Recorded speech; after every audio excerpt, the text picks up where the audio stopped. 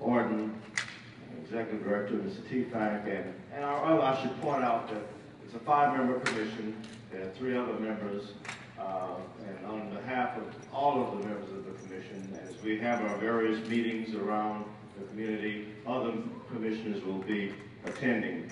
We thank you so very much for coming out, and what you think is important to us, even though everyone may not think so.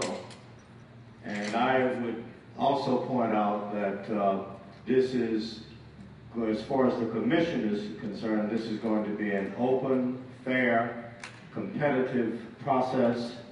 Yes, as many speakers have indicated, we have a number of outstanding candidates within the department.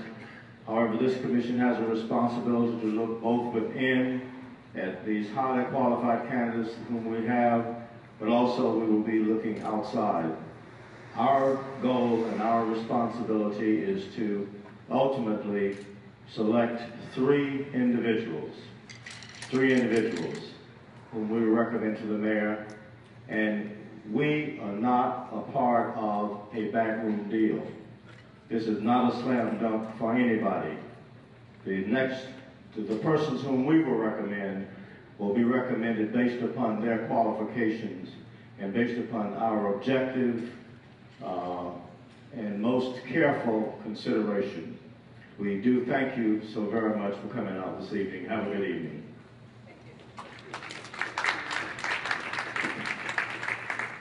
To the layperson who doesn't understand the process of picking the head police officer to the 2nd largest city of America, please explain that process to them. Well, first of all, the charter requires that the city personnel department, the city personnel manager, will conduct the initial search.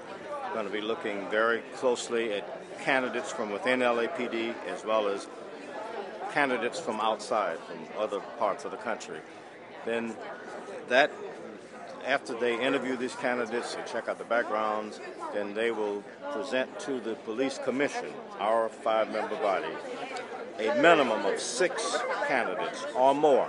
It could be, and I want to emphasize, it could be more than 6, for us to then interview, check them out, their backgrounds, and then we narrow this down to 3 that we will present to the mayor, 3 in ranked order. Then Mayor Villaraigosa will select from those 3 candidates we recommend, and the city council then will have the opportunity to vote to ratify, approve or disapprove. Now, has the application process begun? It began today. This is the kickoff.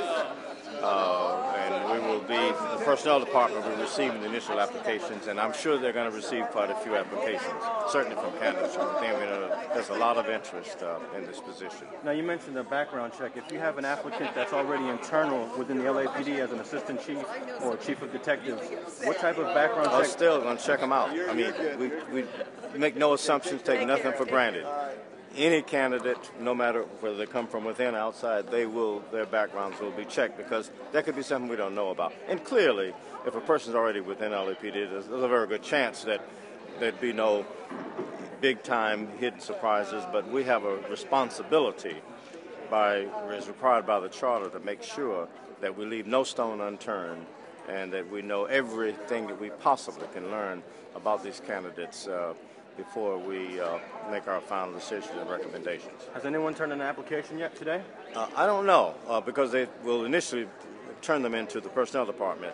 My guess is probably so, or if not today, I'm sure by tomorrow or very soon, because our sense is that there's a lot of interest, because we think LAPD, under Chief Bratton's leadership, has made tremendous progress, and we think that it's an exciting position, it's a challenging position.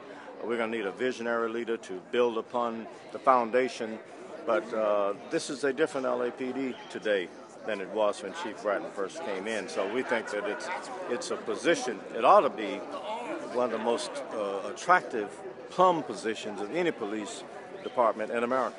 Now, what type of influence does the mayor have over selecting these 3 finalists? None. And I know there's some cynics out there who don't believe that, but the charter spells that out.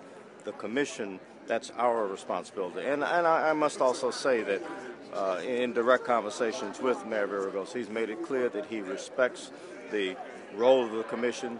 He understands the charter, and he's not going to interfere with us. He will have his turn later on, but he's not going to attempt to influence our decisions and recommendations, and I'm confident of that.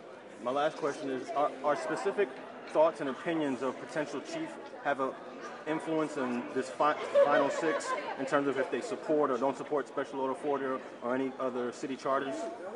Well, we're going to be looking at a wide range of things. We're going to look at leadership characteristics, and clearly we're going to make sure that any candidate is going to will have demonstrated his or her support for policies.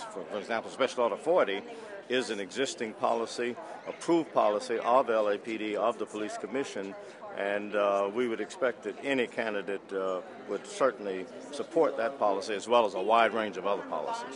So if there was a candidate like Councilmember Zine, who used to be a police officer, who's against it, let's say, for example, he was a candidate, that would actually go against his ability to become the chief.